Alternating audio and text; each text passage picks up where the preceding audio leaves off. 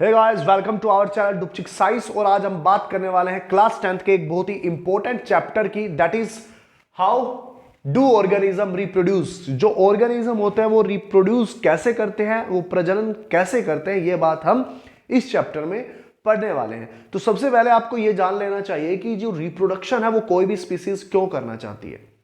तो जैसे कि हम थोड़ा सा एग्जांपल अपने घर से लेके चलते हैं ताकि हम कनेक्ट हो सके। हमारे जो पूर्वज है, लाइक जो दादा दादी है, वो चाहते हैं कि वो कई बार एनालाइज करते हैं कि भाई हमारी जो सबसे स्ट्रॉन्ग जनरेशन है, जिसके पास सबसे ज्यादा नॉलेज है, जो ज्यादा एजुकेटेड है, वो कौन सी है। तो सीधी सी बात है, जो आने वाली जनरेशन होगी वो मैच्योरिटी में, मतलब कुछ कुछ बातों की मैच्योरिटी में बहुत हाई लेवल पे जाने वाली है। और ऐसा नहीं होता कि बच्चों को पेरेंट्स से इतनी ज्यादा नॉलेज नहीं हो सकती, बट कुछ बातों में उनको ज्यादा नॉलेज होती है। इस बात को आप समझते हो। जैसे कि हो सकता है कि एजुकेशन लेवल पे आजकल जो एजुकेशन है वो काफी एडवांस एजुकेशन, वहां में ज्यादा नॉलेज है। हमारे पूर्वज को एंड्रॉयड फोन्स या जितने भी ऐसी चीजें हैं उनके बारे में इतनी नॉलेज नहीं हो, और हमें उससे कहीं ज्यादा नॉलेज हो, ऐसा हो सकता है। तो काफी हद तक हम एडवांस है, जो नई जनरेशन है वो एडवांस है, बट उनसे ज्यादा नॉलेज हमारे पास नहीं है, ये तो हमेशा मान के चलना। बट फिर भी जो हमारे बुजुर्ग हैं, जो हमारे पूर्वज लोग हैं, वो ये एनालाइज करते हैं कि भाई अब यहां जनरेशन कहां स्ट्रॉन्ग जनरेशन है। तो सबसे जो छोटे वाली जनरेशन होती है उसको मान के चलते हैं कि हाँ यहां काफी वेरिएशंस है, यहाँ काफी चेंजेस है। तो वो चाहते हैं कि अब हमारा अस्तित्व वहां चला गया। और हर जनरेशन, हर स्पीसीज इसी तरीके से अपने अस्तित्व को बना के रखना चाहती है, जिसके कारण वो करती है रिप्रोडक्शन। और रिप्रोडक्शन एक ऐसी ही प्रक्रिया है जिसमें कोई भी ऑर्गेनिज्म अपने ही जैसी नए ऑर्गेनिज्म को बर्थ करता है। तो reproduction is a process, reproduction एक ऐसा प्रोसेस है बाय विच, जिसके कारण लिविंग ऑर्गेनिज्म प्रोड्यूस, लिविंग जो ऑर्गेनिज्म है वो रिप्रोड्यूस करते हैं न्यू इंडिविजुअल, नए जो स्पीसीज होती है ऑफ देयर ओन काइंड, अपनी ही तरह की स्पीसीज को जो ऑर्गेनिज्म है वो जब बर्थ करते हैं, तो इस प्रोसेस को हम बोलते हैं रिप्रोडक्शन। तो यहां रिप्रोडक्शन को हम दो तरीके से पढ़ने वाले हैं, एक सेक्सुअल रिप्रोडक्शन और एक असेक्सुअल रिप्रोडक्शन। सेक्सुअल रिप्रोडक्शन में अगर मेल और फीमेल दोनों ही पेरेंट की रिक्वायर्ड है तो वहां रहेगा आपका सेक्सुअल रिप्रोडक्शन बच्चा। लेकिन सिर्फ सिंगल पेरेंट से नई जनरेशन, ये नई स्पीसीज आ रही है, नए ऑर्गेनिज्म आ रहे हैं सिर्फ एक ही पेरेंट से, तो वहां हम कहेंगे ये असेक्सुअल रिप्रोडक्शन है। जैसे यहां देखिए, मेल और फीमेल, मेल से स्पर्म आ रहा है, फीमेल से एग आ रहा है, तो एक नया बेबी रिप्रोड्यूस हो रहा है, जिसको हम बोलेंगे सेक्सुअल रिप्रोडक्शन, क्योंकि यहां पर मेल और फीमेल दो पेरेंट की रिक्वायरमेंट है। लेकिन अमीबा जब एक सिंगल अमीबा टूट कर दो डॉटर अमीबा बना रहा है, तो यहां हम कहेंगे कि यह असेक्सुअल रिप्रोडक्शन है। इस सेक्सुअल और असेक्सुअल रिप्रोडक्शन को हम बहुत डीप एक्सप्लेन करने वाले हैं, लेकिन उससे पहले हमारे टेक्सचुअल के अंदर एक क्वेश्चन है जिसको हमें समझना पड़ेगा। Do organism create exact copy of themselves?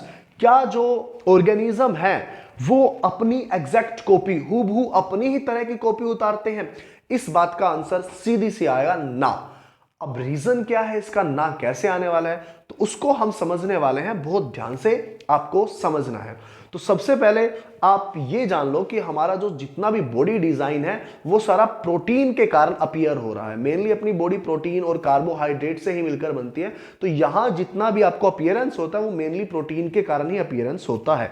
इतनी बात क्लियर है, तो चलते हैं हम आगे कि किस तरीके से हम इस क्वेश्चन का आंसर कर रहे हैं, ना कि कोई भी ऑर्गेनिज्म अपनी तरह एग्जैक्ट कॉपी को नहीं उतार पाता। Reproduction as it basic level is involved in making similar or dissimilar body design through the genetic material DNA present in the chromosome of its nucleus। देखिए, कोई भी सेल है उसके पास न्यूक्लियस होता है, ये हम पढ़ चुके हैं। सेल के पास होता है न्यूक्लियस, और हर न्यूक्लियस के पास होता है डीएनए। और डीएनए क्या है? DNA is the source of information of protein making. Exactly DNA he protein making का सोर्स होते हैं, ठीक है। और अभी मैंने बताया कि प्रोटीन के कारण ही हमारा जो बॉडी है वो अपीयर होता है, जो बॉडी डिजाइन है वो अपीयर होता है। तो आप बात को कनेक्ट करते चलिए, बात समझ में आती चलेगी। नई स्पीसीज जो है बर्थ कैसे करते हैं, उसके लिए मैं आपको 8th क्लास का छोटा टॉपिक रिकॉल कराता हूं। याद कीजिए आप, मेल के पास दो सेक्सुअल क्रोमोसोम होते हैं, that is X and Y, और फीमेल के पास दो सेक्सुअल क्रोमोसोम होते हैं, that is X and X. Suppose that यहां से एक्स क्रोमोसोम आया और यहां से भी एक्स क्रोमोसोम आता है, तो यहां जो चाइल्ड होने वाला है वो गर्ल चाइल्ड होने वाला है। ऑन अदर हैंड साइड अगर यहां से Y क्रोमोसोम आता है और यहां से X क्रोमोसोम आता है तो जो चाइल्ड होने वाला है वो बॉय चाइल्ड होने वाला है। यहां X से X मैच खाता है तो गर्ल चाइल्ड, और X क्रोमोसोम से Y क्रोमोसोम अगर मैच होता है तो यहां पर बॉय चाइल्ड होने वाला है। ये आप 9th चैप्टर में भी पढ़ने वाले हो, बट इस चीज को समझने के लिए थोड़ा सा इस चीज को अंडरस्टैंड करना पड़ेगा। माइंड को खोल के बैठो, समझ आ जाएगा, कोई दिक्कत नहीं है। यहां देखिए, मेल के पास 46 क्रोमोसोम होते हैं, फीमेल के पास भी 46 क्रोमोसोम होते हैं। 23 क्रोमोसोम यहां, 23 क्रोमोसोम यहां, 23 क्रोमोसोम यहां, 23 क्रोमोसोम यहां। इसका मतलब जो यहां गर्ल चाइल्ड हुआ है तो यहां से कैरेक्टरिस्टिक्स आई है आधी, और आधी कैरेक्टरिस्टिक्स यहां से आई है। यानी कि 50% जो कैरेक्टरिस्टिक्स है वो मेल से आया है और जो 50% कैरेक्टरिस्टिक्स है वो फीमेल से आया है। यानी कि जो 50% डीएनए है वो मेल से आया है और जो 50% डीएनए है वो फीमेल से आया है। यानी कि जो आधा प्रोटीन बनाएगा वो मेल बनाएगा और जो आधा प्रोटीन डेवलप करेगा वो फीमेल का डीएनए बनाएगा, जिससे क्या हो जाएगा, इसका बॉडी डिजाइन हो जाएगा एक नया बॉडी डिजाइन। बट इतना इनफ नहीं है, और भी ज्यादा बॉडी डिजाइन डेवलप होने के लिए एक और चीज रिस्पॉन्सिबल है। यहां देखिए, basic event in the reproduction of DNA copies in reproducing cell, the process is called DNA replication. अभी इसी की बात करते हैं। तो मैंने कहा कि 50% डीएनए यहां से आ गया और 50% डीएनए यहां से आ गया, और डीएनए के अंदर रहता है क्रोमोसोम। क्या रहता है बच्चा? क्रोमोसोम। अभी देखिए, थोड़ा सा क्लियर हो जाएगा आपको, समझते जाइए। यहां मेल से 50% डीएनए आया और फीमेल से 50% यहां से, 50% यहां से, और मेल और फीमेल ने मिलकर बना दिया एक जाइगोट। ठीक है, यहां पर एक क्रोमोसोम है मेल का और एक क्रोमोसोम मान लो फीमेल का है। अब क्या होंगे? अब जाइगोट, अब ये तो यूनिसेलुलर है, अब ये मल्टीसेलुलर बनेगा, नई सेल आएगी। फिर उससे क्या होगा? 50% डीएनए यहां से रहेगा, 50% डीएनए यहां से रहेगा, मतलब 50% प्रोटीन मेल का रहेगा, 50% प्रोटीन फीमेल का रहेगा। फिर एक और सेल डेवलप होगी जहां से भी 50% मेल से आएगा, 50% फीमेल से आएगा, फिर और सेल डेवलप होगी। ऐसा करके एक नया ऑर्गेनिज्म बनेगा जहां पर आधी से कैरेक्टरिस्टिक्स किसकी रहेगी? मेल की रहेगी, आधी कैरेक्टरिस्टिक्स फीमेल की रहेगी, और एक नया वेरिएशन चेंज नजर आता है। इसी तरीके से हम सकते हैं कि जो बॉडी डिजाइन है वो एग्जैक्टली सेम नहीं होता, एग्जैक्टली कॉपी नहीं होता। आई होप आपको यह बात समझ में आई होगी। तो एक और कई बार कंफ्यूजन बन जाती है, तो ये कंफ्यूजन देखिए क्या है। कंफ्यूजन है, complete accuracy in DNA copying leads to exactly identical cells, but any error in duplication can lead to dissimilar cells or variation। इसका मतलब क्या है? अगर 100% जो नई जनरेशन है उसमें 100% पेरेंटल, अगर मान लो एक ही पेरेंट की 100% उसके अंदर डीएनए आ गया, तो क्या वो एग्जैक्टली सेम हो जाएगा? तो इसका भी आंसर रहेगा नहीं में, क्योंकि हम अमीबा का एग्जांपल लेते हैं। मान लो ये एक अमीबा है, इसने ब्रेक कर कर दो डॉटर अमीबा को बर्थ कर दिया, तो मैं इस अमीबा के उठा लेता हूं। मान लो इस अमीबा के अंदर 50 नहीं, इसमें तो 100% कैरेक्टरिस्टिक्स हम क्या कहेंगे? पेरेंट अमीबा से आया हुआ है। लेकिन अब क्या ये अमीबा अपनी नई सेल को जनरेट नहीं करेगा?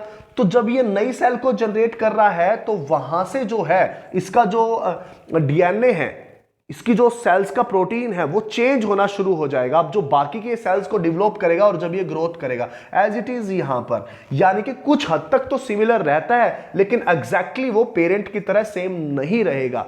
ये बात आपने समझ ली। तो अब आपका क्वेश्चन हो जाएगा clear. Do organism create exact copy of themselves? क्या जो ऑर्गेनिज्म है वो अपनी एग्जैक्ट कॉपी उतारते हैं, नहीं उतारते? तो आंसर आ जाएगा ना में। चाहे वो सेक्सुअल हो, यानी कि 100% पेरेंट जनरेशन से आया, सिंगल पेरेंट से आया, या फिर वो मेल और फीमेल से अलग अलग आया, तो हमने क्लियर कर ही लिया। तो दोनों ही केस में ये बात होगी हमारी क्लियर। अब इसी तरीके से तो वेरिएशंस आती है। क्या? अब मैंने जैसे यहां पर बताया कि अमीबा की भी अगर बात करें तो एक अमीबा से जब 100% डीएनए वहां चला गया था, फिर भी वहां पर डीएनए में चेंज आ गया ड्यू टू रेप्लिकेशन, नई सेल बनने के कारण। ठीक है, रेप्लिकेशन पता चल गया अब आपको क्या है, उसके कारण क्या हुआ? नई सेल बनने के कारण उसके अंदर चेंज आ गया। ऐसे करते करते जब हजारों साल के बाद चेंज दिखता है तो एक ऐसा ऑर्गेनिज्म बनता है जो इस ऑर्गेनिज्म से बिल्कुल मिलता जुलता नहीं होगा।